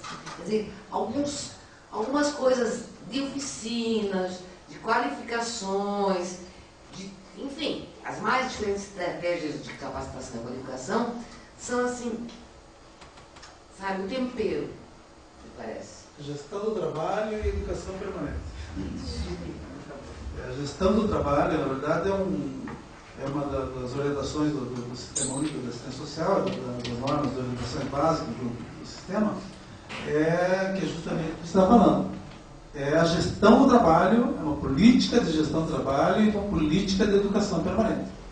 Isso nós temos hoje lá na Fundação da Social, uma pessoa que faz isso de forma brilhante, já esteve aqui inclusive, né, a Dara, uma assistente social brilhante, com quem eu aprendo a cada dia, assim, e está fazendo isso com muita maestria lá, e a gente sonha, mais do que sonha, a gente espera e busca que esses elementos transformadores e norteadores de uma política que venha responder aos anseios, né, da necessidade das pessoas, porque a política da assistência social é para aquele que necessita dela. Então, o nosso anseio, a nossa vontade, a nossa gana é desses 4 anos que a gente vai estar na gestão, fazer uma gestão que seja uma gestão horizontalizada, democrática e que traga resultados efetivos para as pessoas que estão necessitando da política de assistência social. Bom, em função do horário, a gente tem que encerrar essa mesa. Queria agradecer muito aos nossos convidados, né, a Cleia e o Antônio, que puderam contribuir com a sua experiência e tudo mais. Eu gostaria de receber uma avaliação daí do pessoal, tanto que está acompanhando online como quem veio até aqui, mandar depois um e-mail para a gente, dizendo o que acharam, né, da mesa, da discussão. Se tiverem outras questões, encaminhem, que a gente vai dar tarefa para casa, quem sabe, não só para os dois, mas para outras pessoas que trabalhem na área, para a gente fazer com que essa discussão também cresça de outras formas. Aproveitar as redes aí para a gente falar disso. Já que a gente vai falar muito disso. Queria só comentar que a Casa Quero Creias, aqui no Cristo Rei, eu moro aqui no Cristo Rei, moro aqui, né? Trabalho aqui. Tem agora Criança Quer Futuro. O bairro está ficando em pé. Então, assim, um recadinho para o pessoal do bairro que pode estar acompanhando. Espero que tenham ouvido aqui. Né? E vamos conversar mais sobre isso, né? Porque assusta, né? Porque tem uma meninada diferente no bairro, tem a molecada andando em cima do muro, até em cima da casa, né? E às vezes pulam para a casa da vizinha. Mas mais no chão. Então tem toda uma questão assim que eu acho que é importante a gente ter esse olhar para o outro, aquele olhar que a gente está preocupado que este outro tenha para a gente, tipo, que ele tenha empatia e entenda que eu tenho medo e que eu sou vulnerável, eu tenho medo da faca, seja lá o que for que pode estar acontecendo em outras situações. Esses meninos também estão apavorados porque tiraram tudo, ou nem nunca tiveram nada, ou tiraram o pouco que tiveram, e que eles precisam de acolhimento, né? E eu vi uma cena na esquina aqui do conselho esses dias que me arrepiou. 2 menininhos, um devia ter uns... A gente até perde noção da idade deles, porque eles às vezes são menores do que a idade, em termos de tamanho, nutrição, etc. Mas um devia ter uns 10 anos, o outro uns 7. E o maior estava segurando o menor. Eu parei para ver, tipo, esse moleque vai bater no outro, né? Eu imaginei, meu olhar de fora, preconceituoso, de que o maior estava querendo dar um cascudo no outro. Mas não, ele estava contendo, porque ele estava querendo fugir da casa, já estavam os dois na rua, ele queria voltar para a atividade e queria ir para a casa da irmã. E esse dizia, você não pode ir para lá, porque lá você não tem nada e tudo mais, e o pessoal já rastreou a casa da sua irmã também. sabe Deus que o pessoal ele falava, né, se do tráfico, seja lá do que for. E abraçou o menino de uma forma assim, tipo, vamos lá, lá todo mundo gosta de você. Daí, e eu gosto muito de você, eu quero que você volte comigo. E aí o menino começou a chorar, né? Pegou a camisetinha, enxugando lá, ele estava descalço, e esse outro estava de meia, ele deve ter saído correndo atrás dele antes de pôr qualquer coisa no pé. E eu observei que deviam ser da casa, aqui da Avenida São José, a bermudinha era igual, né? Deve ser, não sei se tem uniforme, se eles, enfim, serviram, porque eram bermudas do mesmo tamanho, apesar do tamanho diferente das crianças. E o menininho voltou abraçado com esse para casa lá. Se ficou, o que rolou depois, não sei. Então, assim, é gente. Então, o pessoal fica com medo de assistir essas cenas. São meninos que conseguem se colocar no lugar do outro, se solidarizar e acolher e fazer. Então, vamos fazer o mesmo, né? Acho que eles precisam disso. Então, eu queria deixar esse recadinho para a turma do bairro, para a gente poder conversar sobre isso também. Mais um minutinho, só? Depois da fala da Antônia, daí a gente encerra com um aplauso à mesa, tá bom? Na verdade, é uma unidade nossa aqui, que a gente já teve, inclusive, reuniões com o Conselho de Segurança local, tiveram moradores, condomínio e tal. Mas a gente avançou bastante, muitos deles foram visitar o espaço, inclusive alguns, tem um até que é voluntário ali, está participando. Né? Mas eu gostaria de, se fosse permitido, ler alguma coisa que eu escrevi e na verdade respeito a quem são esses meninos ali. Aliás, é um menino, esse aqui é um fato, é um poema que eu escrevi em homenagem a um menino. Fui filho dessa terra. Fui filho dessa terra. É o nome do poema. Fui filho dessa terra. Aí ele diz, amigo, sou filho dessa terra que me pariu. Sou filho dessa terra que não me viu. Sou filho dessa terra que me baniu. Me chamavam de menino de rua, talvez pela minha vida crua, talvez pela minha pele nua. Sou filho dessa terra que me excluiu. Enquanto seus filhos brincavam com videogames, eu furtava. Enquanto seus filhos andavam de bicicleta, eu fumava. Enquanto seus filhos jogavam bola, eu cheirava cola. Enquanto seus filhos iam para a aula, eu ia para a jaula. Meninos de rua assim me chamavam. Sou filho dessa terra que me partiu. Meu brinquedo era a rabeira. Rabeira de ônibus e de caminhão. Enquanto seu filho dormia, num certo dia 13, eu morria. Morria, mas morria mesmo. Morria de vergonha de ter vivido nessa terra que me morreu. Mas morri fazendo o que gostava. Morri brincando. Brincando na rabeira de um caminhão. Fui filho dessa terra que não me viu. Fui filho dessa terra que me cobriu. Nas galáxias do Cristo do meu coração, e agora eu brinco. Nas galáxias da paixão, brinco nas estrelas da minha nova existência, da minha nova vivência, nas estrelas da minha nova existência. Isso foi um adolescente de 13 anos que pegou a rabeira do caminhão, um ficou atrás e outro subiu na rabeira e o caminhão estava descarregado, ele ficou atrás na rabeira e quando o caminhão foi passar na Ponte Preta, ele viu que o caminhão não estava totalmente descarregado. Bobinas e papel. Ele partiu. Com vergonha de ter vindo para a gente. A asa que temos essa vergonha. Mas é isso, gente.